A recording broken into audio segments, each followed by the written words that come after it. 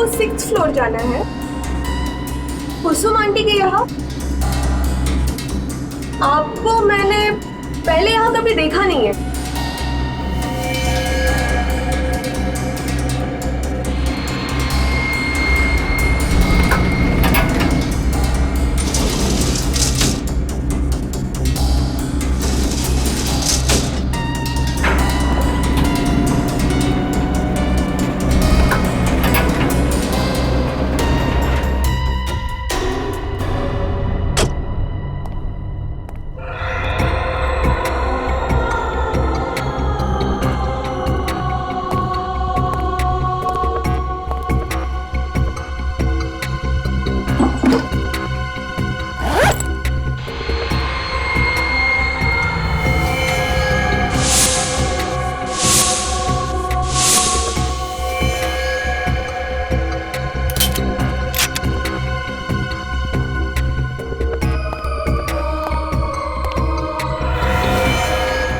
ऐसे धोखा नहीं दे सकती सोनम।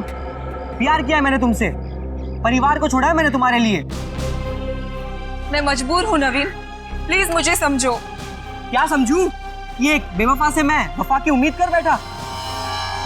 तुम्हारी जिंदगी नर्क बना दूंगा मैं सोनम, चैन से नहीं जीने दूंगा मैं तुम्हें। काट काट। अरे नवीन क्या कर रहा है यार? कोई अपनी महबूबा से इस तरह गुस्से में बात करता है क्या? उसने मुझे धोखा दिया है तो गुस्सा तो आएगा ना? आएगा, पर गुस्से के भी टाइप्स होते हैं ना यार। तू उससे प्यार करता है, तुझे दर्द हुआ है, पर तेरे गुस्से में भी वो प्यार दिखना चाहिए, तेरे आंखों में वो नमी दिखनी चाहिए। यार तुझे बड़ा एक्सपीरियंस है, तू क्यों नहीं कर देता आके? देख नवीन, ताने मत मार, मैं डायरेक्टर हूँ, तो फिर एक्टर भी बन जा। देख तू ना मुझसे भी। यार बस करो, यहाँ पर काम करने आओ या झगड़ा करने आयो? देख मैं तो मेरा काम ही कर रहा हूँ, ये नवीन है जो टेढ़ी मेढ़ी बातें कर रहा है। लगता है पैकअप होने वाला है यार। अगर तू मुझे इतने सालों बाद एक्टिंग सिखाएगा तो मुझे बुरा नहीं लगेगा क्या? ए राहुल, अरे इधर आओ। क्या हुआ यार? ये देख।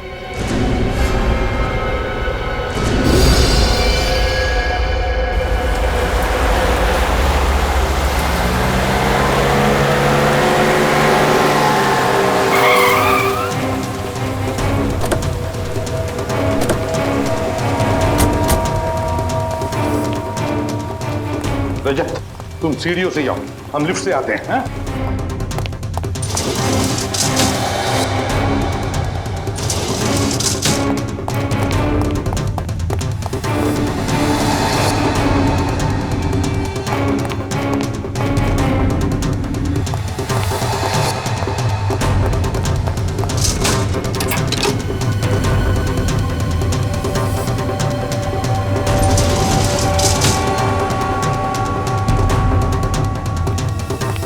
सर दरवाजा तो बंद है।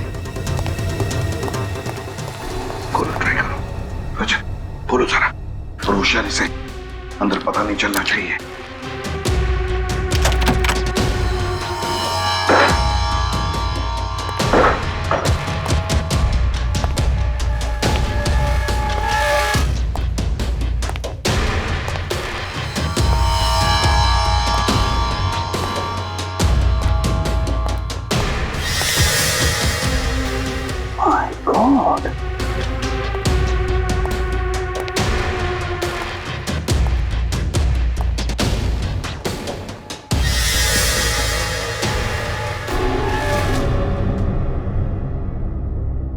सर ये तो मर चुका है। डर कोई किसी ने मार दिया सर, लेकिन जब मेन डोर अंदर से बंद था तो खूनी घर में घुसा कैसे?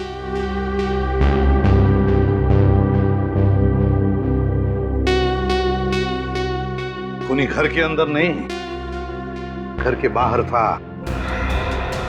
जैसे इसने अपने शिकार पर निशाना लगाया होगा, खूनी ने इस पर निशाना लगाया और गोली चला दी।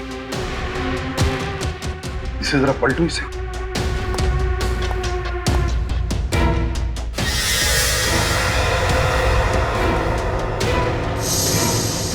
गोली तो आर पार हो गई। अगर गोली आर पार हुई है तो गोली कमरे के अंदर ही होनी चाहिए। पूर्वी, ढूंढो जरा। सर एक बात समझ में नहीं आ रही, बच्चों ने हमें बताया था कि उन्होंने इस आदमी को यहाँ खिड़की पर खड़े हुए देखा था। तो अगर इसे बाहर से गोली लगी, इसे ऐसे गिरना चाहिए, मतलब इसके पैर खिड़की की तरफ होने चाहिए, लेकिन ये तो उल्टा गिरा। इसका सिर खिड़की की तरफ है।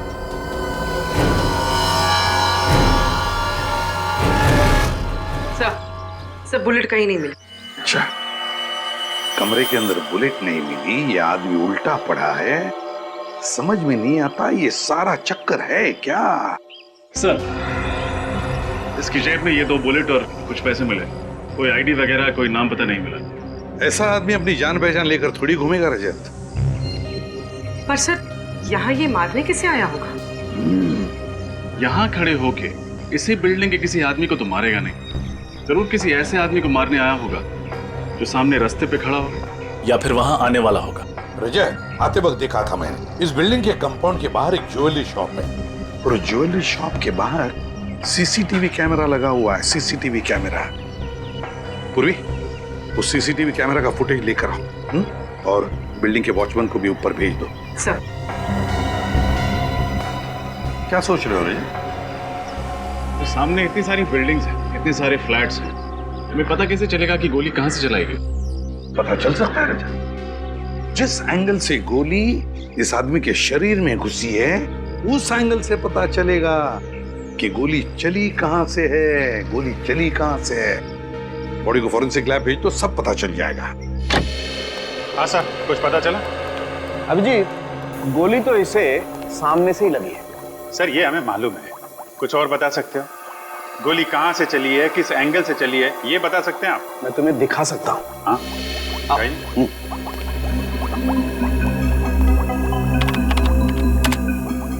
ये देखो, ये इसकी छाती पर सामने की तरफ जो घाव है, जहां से गोली इसके शरीर के अंदर घुसी है, ये ऊंचाई पर है, और ये दूसरा घाव जो इसकी पीठ पर है, जहां से गोली निकली है, ये नीचाई पर है। ऐसे इसका मतलब इसे गोली ऊपर से लगी है, और लगभग 28 डिग्री के एंगल से।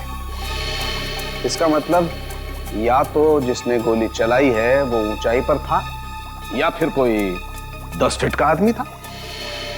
10 फुट लंबा। बेटी, तुमने आज तक किसी 10 फीट के आदमी को देखा है?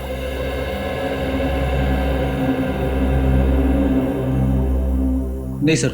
नहीं देखा सर। तो फिर आपकी दूसरी थ्योरी सही है, गोली सामने से चली है, ऊपर से। जी। और सर, जिसने भी ये गोली चलाई है वो भी कोई प्रोफेशनल किलर है, क्योंकि इतनी दूरी से इतना एक्यूरेट, इतना सही निशाना लगा पाना किसी आम आदमी के बस की बात तो हो नहीं सकती। फिर भी रजत, एक बात अभी भी घूम गई है। इस आदमी को अगर सामने से गोली मारी गई है, तो ये आदमी खिड़की से गोली लगने के बाद ऐसे गिरता, मतलब खिड़की की तरफ इसका पैर होता और सर दरवाजे की तरफ। मगर हमें इसकी लाश जब मिली तो इसका सर खिड़की की तरफ था और पैर दरवाजे की तरफ। कैसे हुआ होगा? साहब साहब, इसके फिंगरप्रिंट से कुछ पता चला कि ये आदमी कौन है? नहीं, वो पता नहीं लगा, क्योंकि इसके फिंगरप्रिंट्स हमारे क्रिमिनल डाटाबेस में किसी के साथ मैच ही नहीं होते। अगर इस निशानेबाज का पता नहीं चल रहा है, तो फिर हमें ये पता लगाना पड़ेगा कि ये वहां पे निशाना किसे बनाने आया था। सर, उस वक्त सड़क पे बहुत सारे लोग थे, और इतने सारे लोगों के बीच में इस आदमी का निशाना कौन था, कैसे पता चलेगा? रेडी, फिर भी पता तो लगाना पड़ेगा ना। सर, हमें ये पता चल चुका है कि ये राइफल किसी के नाम रजिस्टर्ड नहीं है, इसका कोई लाइसेंस नहीं है। इल्लीगल गन, ये तो पहले से ही शक था। सर, मैं एक ऐसे आदमी को जानता हूँ जो उन सभी आदमियों को जानता है जो ऐसे इल्लीगल हथियारों में डील करते हैं। ठीक है, मिलो उससे और पता लगाओ कि ये गन किसने बेची और किसने खरीदी। सर, फिर से उस बिल्डिंग में जाना पड़ेगा।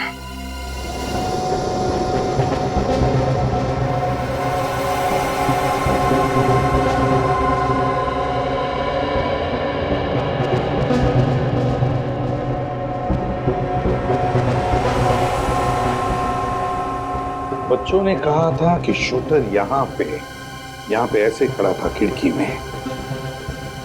अब देखते रहे, जब पता चल जाएगा गोली कहां से चली थी, कहां से चली थी गोली। ये मैनिक्विन में 28 डिग्री का छेद बनाया है ना? Yes sir. और ये लेजर बीम कब लगेगा? ये लीजिए पूर्वी।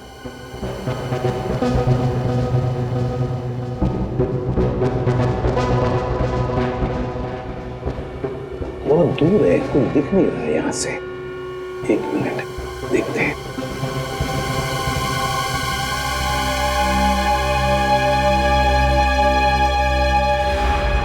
रजत, मिल गया।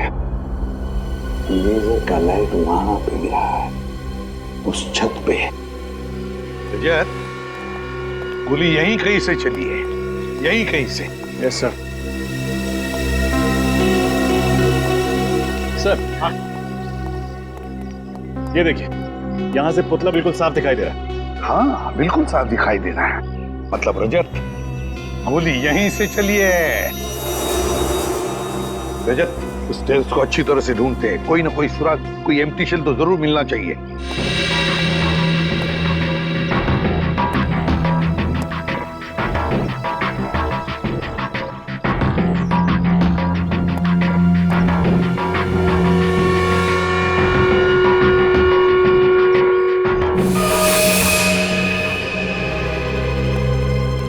सर हाँ,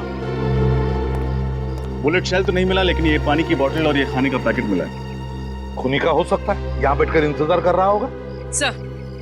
सर ये इस बिल्डिंग का वॉचमैन। नमस्ते साहब। नमस्ते। ये बताओ, क्या छत पर तुमने किसी को आते हुए देखा, बड़ी सी बैग लेकर? नहीं साहब। तो फिर ये खाने की चीज और पानी की बोतल कहाँ से आई? साहब ये मेरा ही है। कल मेरा नाइट का ड्यूटी था और आज दोपहर का भी ड्यूटी है, इसलिए मैं घर नहीं गया था साहब, यहीं पर आकर सो गया था। तुम नीचे कब गए? साहब यही कोई 10 मिनट पहले। मतलब कि सुबह से लेकर 10 मिनट पहले तक तुम छत पर ही थे? हाँ साहब। अच्छा, और तुमने किसी को भी छत पर आते हुए नहीं देखा? रजत, रजत कोई शक नहीं, गोली कमरे के अंदर से ही चली है। अच्छा सर, लेकिन आपको ऐसा क्यों लगता है? रजत सोचो जरा, अगर गोली बाहर से, मेरा मतलब है छत से चली होती, तो ये शूटर ऐसे गिरता, मेरा मतलब है सिर दरवाजे की तरफ होता और इसके पैर खिड़की की तरफ। लेकिन हमें ये कैसे मिला? इसके पैर थे दरवाजे की तरफ और सिर था खिड़की की तरफ। मतलब है गोली कमरे के अंदर से ही चली है। यस सर, तभी तो घर के अंदर कोई बुलेट नहीं मिली। गोली उसके सीने में लगी, उसकी पीठ से निकली, खिड़की से बाहर चली गई। एग्जैक्टली। शायद किसी वजह से ये ऐसे मुड़ा होगा और बस उसी वक्त गोली चली। सर जब हम इस फ्लैट में आए तो दरवाजा अंदर से बंद था। सर अगर गोली अंदर से चली है तो फिर चली कहाँ से? वही तो, ये खूनी छुपा कहाँ होगा, छुपा कहाँ होगा? रजत, काम करो, तो इस मैनिक्विन को घुमाओ, ऐसे घुमाओ उल्टा, जैसा पता चल जाएगा गोली चली कहाँ से थी और खूनी छुपा कहाँ था। अब ये जो तुम्हारा लेजर का बीम है वो छोड़ो उसमें से।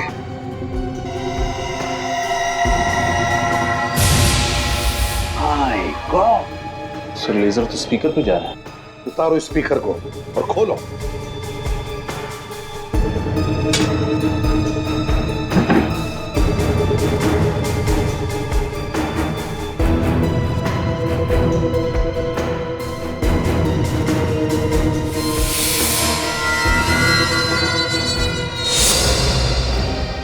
सर इसमें तो गन है। हाँ रजत, गन के साथ साथ एक छोटा सा कैमरा भी, शूटर की हर हरकत पर नजर रखने के लिए।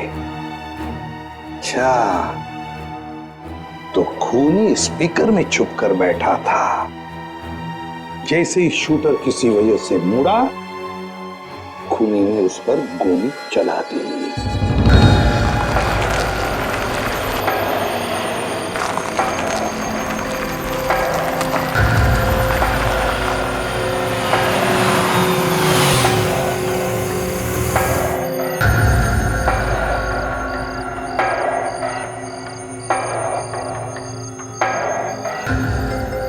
इस महेश का पूरा नाम महेश गद्दार है।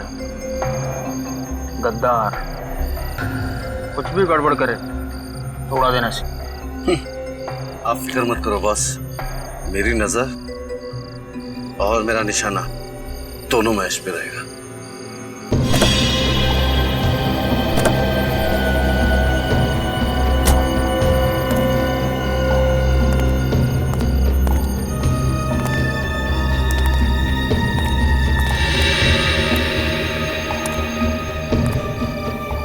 माल लाए मेरा? मैं जुबान का पक्का हूँ महेश बाबू। ताने मार रहा है? जरूरत पड़ी तो गोली भी मार सकता हूँ। मैंने भी हाथों में चूड़ियां नहीं पहनी, लेकिन गोलीबारी करने का मूड नहीं। चल माल दिखा। पहले पैसे दिखाओ। पैसे दिखा सर। अब क्या गिन के दिखाओ? उसकी जरूरत नहीं है, कम निकले तो बाद में हिसाब करने आता है मुझे।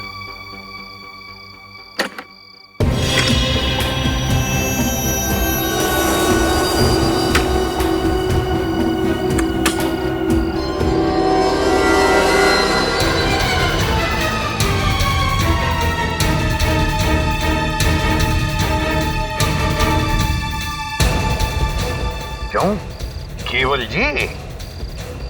होशियारी नहीं, वरना इस गन के अंदर जितना भी लोहा है तुम्हारी खोपड़ी में उतार दूंगा, समझे?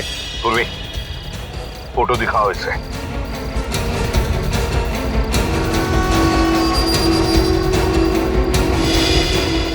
कौन है ये? जानते हो कौन है ये? नहीं सर, मैं से नहीं जानता, मैं पहली बार देख रहा हूँ सर। अच्छा, पहली बार देख रहे हो। और ये गन?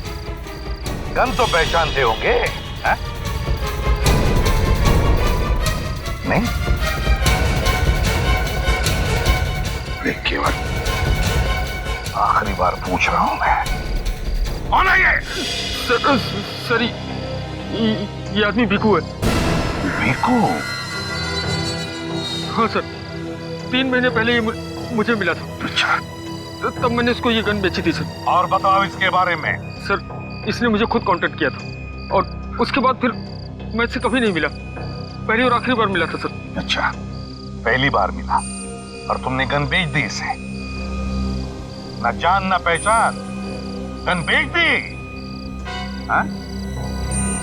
कहाँ रहता है ये भिकू?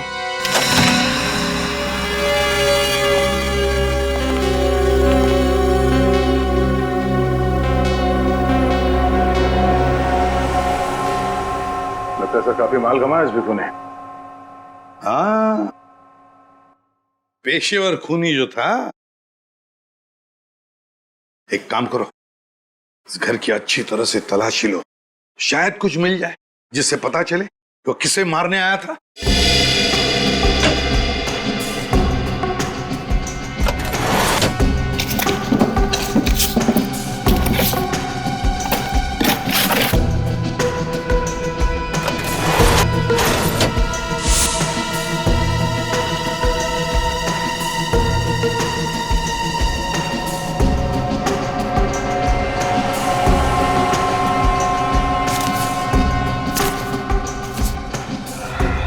सर,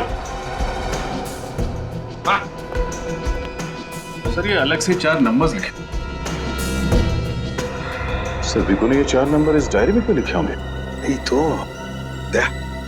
इससे पहले कि देर हो जाए पता लगाना पड़ेगा ये 4 नंबर किसके हैं। शायद भिकू इन्हें मारना चाहता था। ये रिग देख के तो ऐसा लगता है कि खूनी ने खुद अपने हाथों से ही फिट किया है। हाँ सर, और ये गन पे छोटा मोटा कैमरा लगा हुआ है। रेडी, इसी कैमरे से तो वो देख रहा था कि गन के सामने कौन आ रहा है। और ये रिग रिमोट से ऑपरेट होता है, जिसके जरिए इस गन को ऊपर नीचे, ये देखिए, दाएं बाएं भी घुमाया जा सकता है। बात साफ है, खूनी कहीं दूर बैठा था और दूर से ही उसने भिकू का शिकार किया।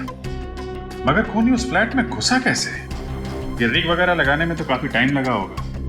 किसी ने देखा कैसे नहीं उसे? बिल्डिंग के वॉचमैन से भी पूछा, उसे भी कुछ नहीं मालूम। और सर बील्डिंग के मेन गेट पर जो सीसीटीवी कैमरा फिट है उसकी पूरी फुटेज चेक की, लेकिन कोई भी ऐसा आदमी नहीं दिखा जिस पर शक किया जाए। कहीं वो फेस बदल के तो नहीं आया? इलेक्ट्रिशियन, दूध वाला, पेपर वाला, फेस बदल के अंदर आया, ये रिग फिट किया और निकल गया। किसी को शक भी नहीं हुआ। कुछ पता चला भीकू को कॉन्ट्रैक्ट किसने दिया था खून करने का? सर भीकू के घर से जो डायरी मिली है उसमें 4 लोगों के फोन नंबर्स मिले। कौन है ये? सर नाम है मनीष, रितेश, विक्रांत और हितान। चारों बिजनेस पार्टनर्स थे। किस चीज का बिजनेस है इनका? सिक्योरिटी इक्विपमेंट का सर। ये लोग सिक्योरिटी एजेंसीज और प्राइवेट बिल्डर्स को इक्विपमेंट सप्लाई करते थे। लेकिन सर इस तरीके का बिजनेस करने वाले इन लोगों के फोन नंबर्स एक कॉन्ट्रैक्ट किलर के पास कैसे? या तो इन चारों ने किसी की सुपारी दी होगी या फिर किसी ने इन चारों की सुपारी दी होगी भीकू को। सर एक और बात पता चली है, इन चारों में से एक पार्टनर मनीष 1 महीने पहले ही उसका खून हुआ है। कैसे खून हुआ इस मनीष का? सर मनीष एक कॉफी शॉप में बैठा हुआ था जब किसी ने उस पर गोली चलाई। पुलिस रिकॉर्ड्स के मुताबिक 9mm की स्नाइपर राइफल की गोली थी। सर कॉफी शॉप में ही मनीष ने दम तोड़ दिया। स्नाइपर राइफल की गोली? मतलब ये चारों पार्टनर्स भीकू के निशाने पे थे। मनीष को तो उसने मार दिया, बाकी बचे इन 3 पार्टनर्स में से किसी को मारने के लिए उस फ्लैट में घुसा होगा। मगर किसको? सर उसी रास्ते पे जो ज्वेलरी शॉप के सीसीटीवी कैमरा की रिकॉर्डिंग है उसको श्रेया चेक कर रही, शायद कुछ पता चले। सर आशा सर ये देखिए, ये आदमी कब से एक ही जगह पर खड़ा है और बार बार अपनी घड़ी चेक कर रहा है।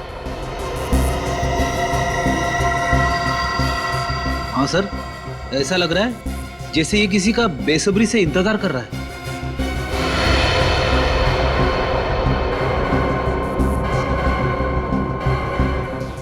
कौन है आदमी? जरा जूम कर।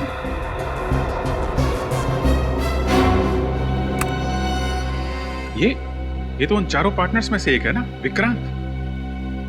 यस सर, मतलब मनीष के बाद भीकू का अगला शिकार विक्रांत था। नहीं रजत, मुझे नहीं लगता, क्योंकि विक्रांत काफी देर से वहां पे खड़ा था। अगर भीकू को विक्रांत को मारना होता कब का मार दिया होता। यस सर, तो फिर शायद भीकू विक्रांत को नहीं बल्कि उस आदमी को मारना चाहता हो जिसका इंतजार विक्रांत कर रहा था। मगर सर ये विक्रांत इंतजार किसका कर रहा था? वो भी पता चल जाएगा। सर टेप को फॉरवर्ड करो।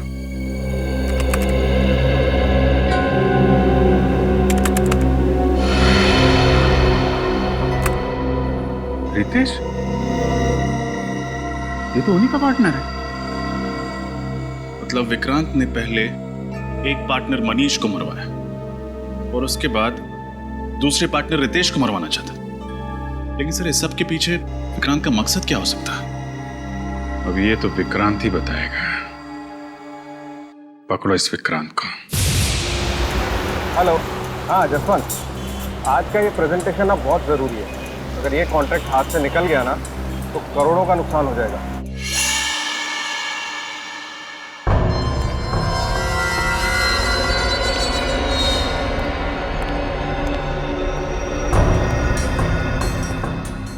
मैं ऑफिस पहुंच रहा हूँ, बस गाड़ी पार्क करके मैं ऊपर आता हूँ।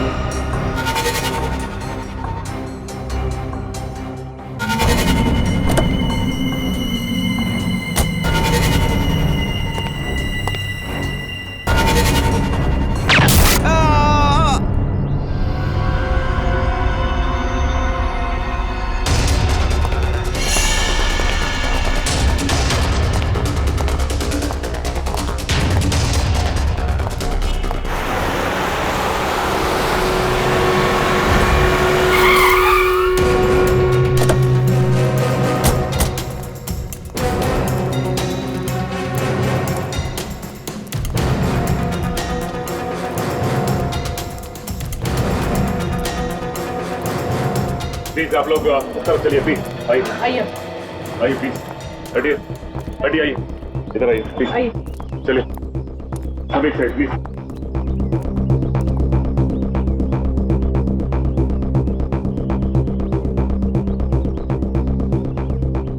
जरा पलटाओ पलटाओ इसे।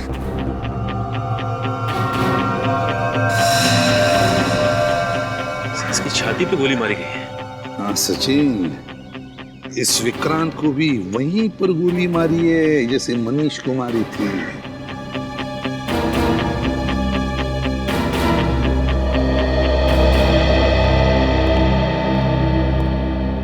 एक बात बताओ, किसी ने कुछ देखा?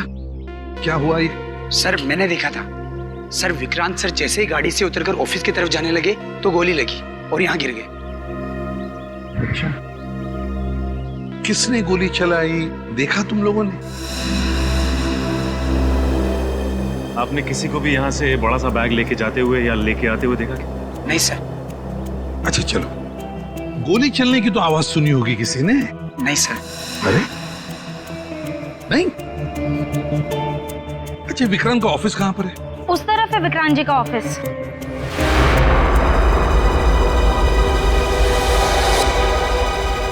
सचिन, गोली तो यहीं से चली है, बिल्डिंग में से ही।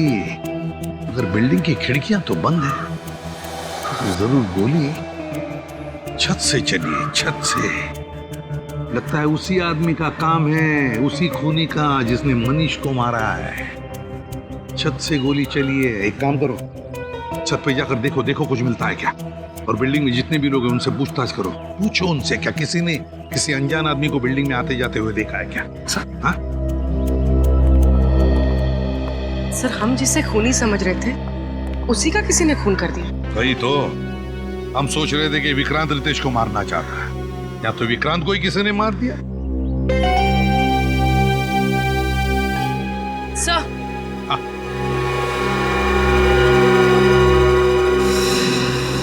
सर ये देखिए, ये फोन शायद इस विक्रांत का है। देखो, इसने आखिरी बार किससे बात की थी? हाँ सर। सर, इसने आखिरी बार किसी जसवंत से बात की थी। जसवंत? जसवंत तो विक्रांत का मैनेजर है। ये क्या हो रहा है सर? इन चारों पार्टनर्स के एक के बाद एक खून हो रहा है। एक बात बताओ जसवंत, विक्रांत इस वक्त ऑफिस में आने वाला था, ये और किस किस को पता था? वो तो हर रोज 10 बजे आते हैं सर, ये तो सारे स्टाफ को पता है। आखिरी बार तुम्हारी बात हुई थी विक्रांत के साथ? जी सर। क्या बात हुई थी? सर, वो तो एक प्रेजेंटेशन के बारे में बात कर रहे थे। प्रेजेंटेशन? और कुछ नहीं? जी सर। किसी पर शक है तुम्हें? किसने किया होगा ये? ऐसा कौन हो सकता है सर? मैं किस पे शक करूं जिसने मेरे पार्टनर विक्रांत को मार दिया? सिर्फ विक्रांत ही नहीं, कोई ऐसा आदमी है जो तुम चारों का दुश्मन है। क्या? हाँ, वो तुम चारों को खत्म करना चाहता है। लेकिन सर, मेरी तो ये समझ में नहीं आ रहा है कि हम चारों ने उसका क्या बिगाड़ा है। वो हमें क्यों मारना चाहता है? कल तुम और विक्रांत एक बिल्डिंग के नीचे मिलने वाले थे, है ना? हाँ सर। वहां भिकू नाम का एक शूटर तुम्हें निशाना बनाने वाला था, तुम्हें, मगर किसी ने उसे ही मार दिया। क्या? भिकू मुझे मारना चाहता था? हाँ, हमें लगा था कि सबके पीछे विक्रांत का हाथ है और उसी ने भिकू को तुम्हें मारने का कॉन्ट्रैक्ट दिया था। नहीं नहीं सर, ऐसा नहीं हो सकता। विक्रांत मेरा पार्टनर ही नहीं था, मेरा एक अच्छा दोस्त भी था।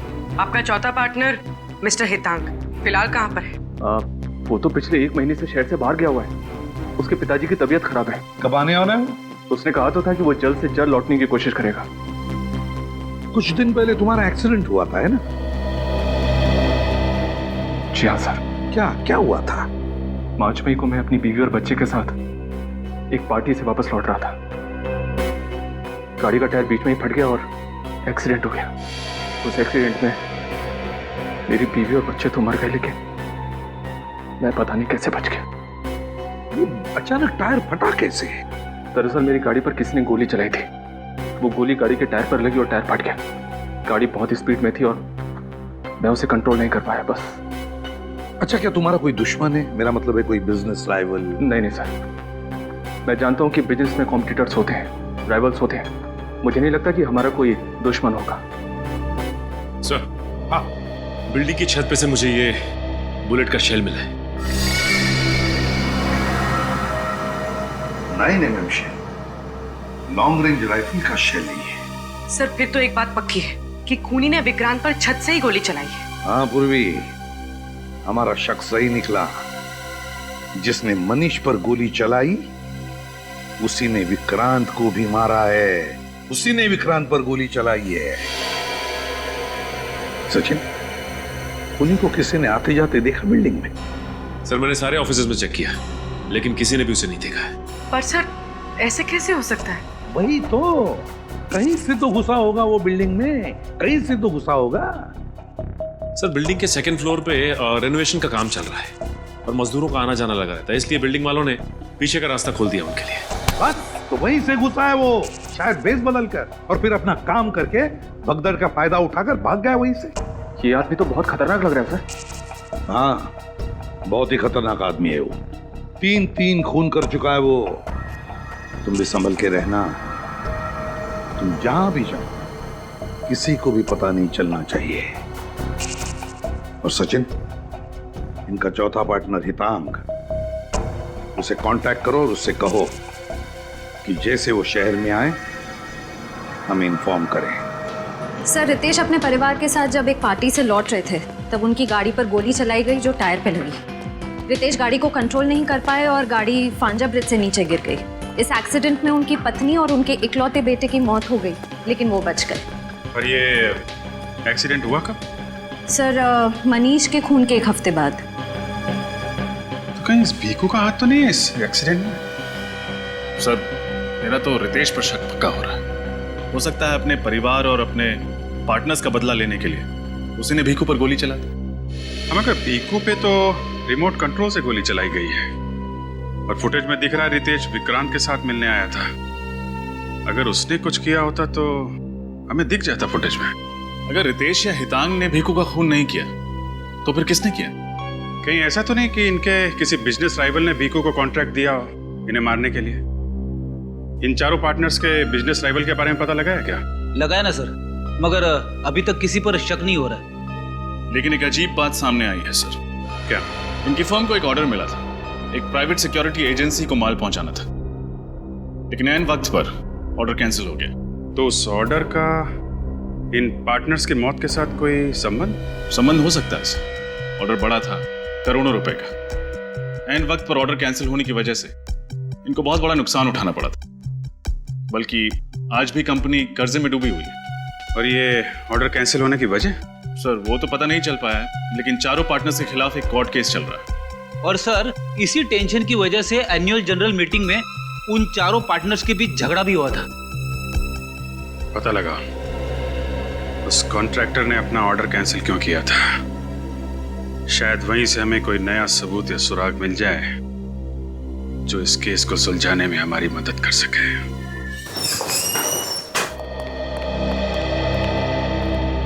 सीआईडी, आपसे कुछ सवाल पूछने। सवाल? कैसे सवाल? रेडियंट सिक्योरिटी इक्विपमेंट के 4 पार्टनर्स मनीष, हितांग, रितेश और विक्रांत तो आप जानते हैं? जी हाँ, वो हमारी सिक्योरिटी कंपनी के सबसे बड़े सप्लायर हैं। तो फिर उनका एक बड़ा ऑर्डर लास्ट मोमेंट पर कैंसिल क्यों किया आपने? इसलिए कर दिया कि उनके क्वालिटीज एकदम घटिया और दाम एकदम ऊंचे थे। आपकी एजेंसी ने उनकी कंपनी के खिलाफ कानूनी कार्रवाई भी शुरू कर दी थी। वो क्यों? और मैं क्या करता? देखिए, शहर के वीवीआईपीज, बड़े बड़े सेलिब्रिटीज हमारे क्लाइंट हैं। हम प्राइवेट बैंक्स को भी सर्विस प्रोवाइड कराते हैं और इस घटिया क्वालिटी की वजह से हमारे कुछ क्लाइंट्स राइवल्स के पास चले गए और कुछ लोगों की तो मौत हो गई। ओह, यानी कि बात सिर्फ ऑर्डर कैंसिल करने तक नहीं है, बात बहुत आगे बढ़ चुकी है। जी हाँ, हमने इनके खिलाफ कोर्ट में केस दर्ज कर दिया है। इन चारों की लापरवाही और लालच की वजह से ये लोग मरे, हमारी वजह से नहीं। और अगर हम कोर्ट में केस जीत जाते हैं तो ये चारों के चारों जेल में सड़ेंगे। सर ये मामला तो और भी संगीन होता जा रहा है। शायद इसी वजह से कोई है जो चारों पार्टनर्स को मारना चाहता है। अच्छा, कोई और है जिसको ये करोड़ों का ऑर्डर कैंसिल होने से घाटा हो सकता हो, जिसको इतना नुकसान हुआ हो कि वो चारों पार्टनर्स को नुकसान पहुंचाने की सोचे? रेडियंट कंपनी को फाइनेंस 2 ही लोग कर रहे थे, हर्षद और शांतनु, और ये डील कैंसिल हो जाने से उन्हें करोड़ों रुपए का नुकसान हुआ था। फिलहाल तो शक की सुई इन 2 फाइनेंसियर्स हर्षद और शांतनु पर आकर अटक गई। हो सकता है गुस्से में आकर उन दोनों ने इन चारों पार्टनर्स को मारने का प्लान बना लिया। श्रेया, इन दोनों फाइनेंसियर्स के बारे में सारी इंफॉर्मेशन निकालो। हेलो, हाँ बोलो। क्या? ठीक है। क्या हुआ सर? चौथा पार्टनर हितांग शहर में वापस आ गया है और उसने एयरपोर्ट के पास एक होटल में चेक इन किया है। इससे पहले कि वो शातिर खूनी उस पर जानलेवा हमला करे, उसको रोकना होगा।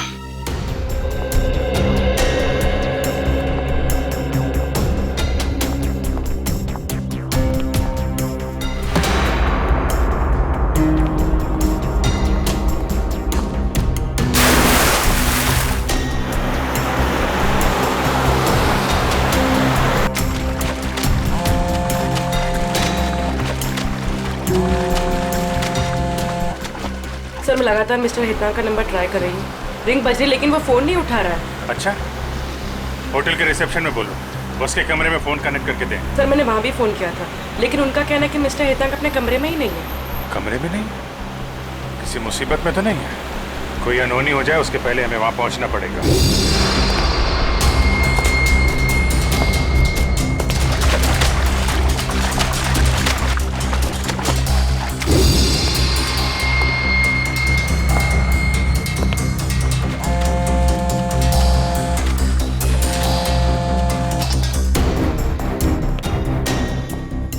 अरे सुनो,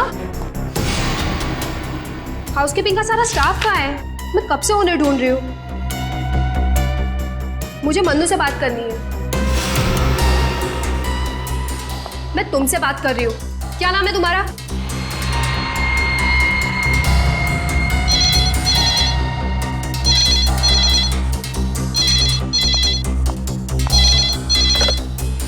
हाँ सर जी, मैंने उनको पर्सनली अटेंड किया था।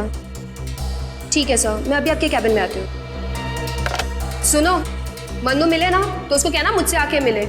मैं मैनेजर से मिल के आती हूँ। वो जो दोनों फाइनेंसर्स थे, हर्षद और शांतनु, उनके बारे में क्या पता चला?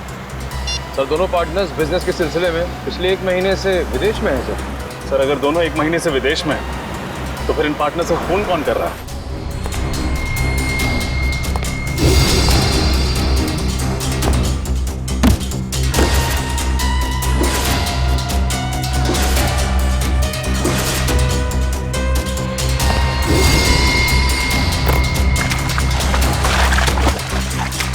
सर इस बिजनेस डील में 4 पार्टनर्स और 2 फाइनेंसर्स। हम शक किस पर करें? उस पर जिसे हम अब तक नजरअंदाज करते आए हैं।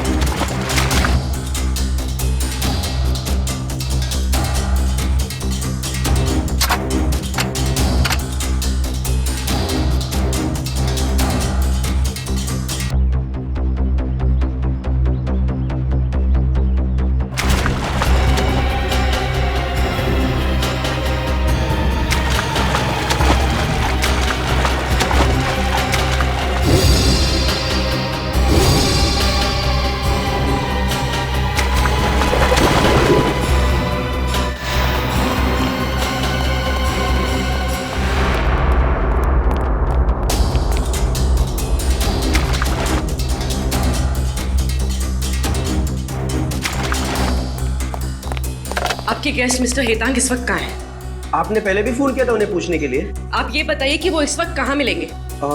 अभी थोड़ी देर पहले नीचे गए, शायद जिम में होंगे या स्विमिंग पूल के अंदर होंगे। हो सकता है रेस्टोरेंट में भी बैठे हों। अच्छा ये फोटो देखो, ये मिस्टर रितेश की है। इनको आपने इस होटल में आते जाते देखा है? हाँ शायद थोड़ी देर पहले मैंने इन्हें होटल में देखा है। देखा है?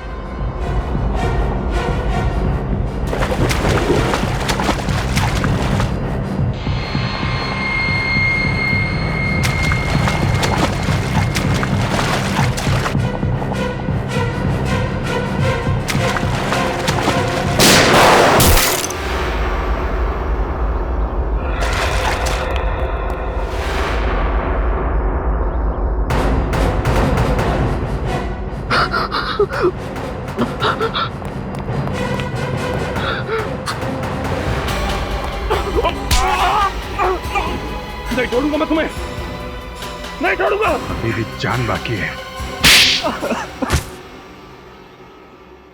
हाँ सर हाँ, मैंने ही सबको मार दिया। क्यों? वो तो तुम्हारे बिजनेस पार्टनर थे ना, दोस्त थे तुम्हारे। दोस्त नहीं थे सर, ये लोग गद्दार थे।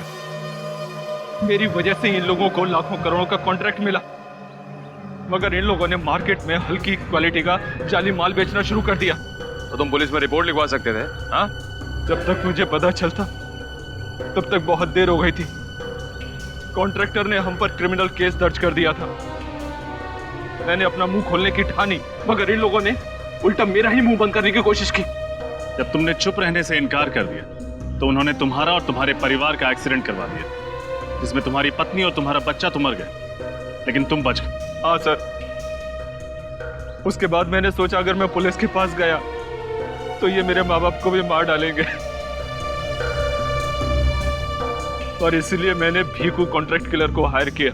और उसे तुमने 4 लोगों के नाम और नंबर दे दिए, जिसमें से एक नाम तुम्हारा भी था। वो सबको गुमराह करने के लिए था। भीखू से मैंने केवल फोन पे बात की थी, उसने मुझे देखा नहीं था। कुछ पैसे मैंने उसके अकाउंट में ट्रांसफर कर दिए थे। भीखू ने सबसे पहले मनीष को कॉफी शॉप में मारा, और उस दिन जब वो तुम्हें विक्रांत को मारने वाला था, उसके पहले ही तुमने भीखू को उड़ा दिया है? जिस फ्लैट से मैंने भीखू को विक्रांत और रितेश यानी मुझ पर गोली चलाने के लिए कहा था, वो फ्लैट मेरा नहीं था, वो फ्लैट मेरे दोस्त का था। मैं उस बिल्डिंग में एसी का मैकेनिक बनकर दाखिल हुआ, और इसलिए मुझे कोई पहचान नहीं पाया। और भीखू के आने से पहले तुम उस फ्लैट में गए और वहां पे वो रिमोट कंट्रोल वाली गन लगा दी, जिससे तुमने भीखू को मार डाला। तुमने भीखू को बलि का बकरा बनाया ताकि लोगों को लगे कि तुम भी उसका टारगेट थे, और उसके बाद मैंने विक्रांत को खुद ही खत्म कर दिया। और अगर आज आप लोग टाइम पर नहीं आते ना सर, तो मैं इस हितांक को भी गोली मार देता। बदले की आग ने तुम्हें खुद मुजरिम बना दिया है। इस हितांक को तो उसके किए की सजा मिलेगी, लेकिन 3-3 खून करने के जुर्म में तुम्हें सिर्फ फांसी होगी, फांसी।